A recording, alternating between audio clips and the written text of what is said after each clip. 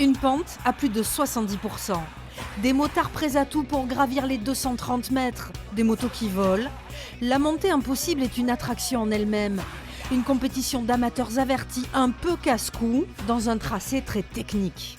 La longueur et l'inclinaison. Romain, lui, ça l'intéresse. Avec tous les passages qu'on fait, il y a des ornières qui nous déséquilibrent et tout ça. Rien qu'au départ, c'est difficile. Pour moi, c'est la première fois en plus, c'est la moto. super. Après les 150, là, c'est assez défoncé, quoi. C'est assez difficile.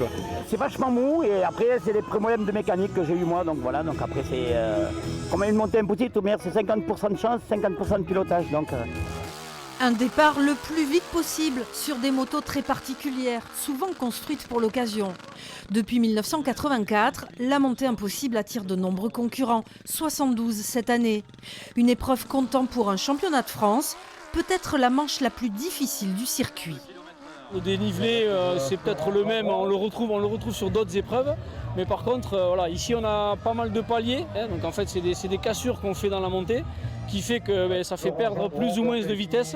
Et, voilà, et la moindre hésitation fait que cette vitesse, on la perd. Et forcément, il nous manque après de la vitesse pour aller jusqu'à l'arrivée.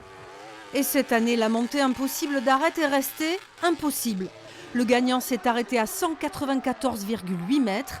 Un résultat à battre l'an prochain pour les 40 ans de cette épreuve mythique.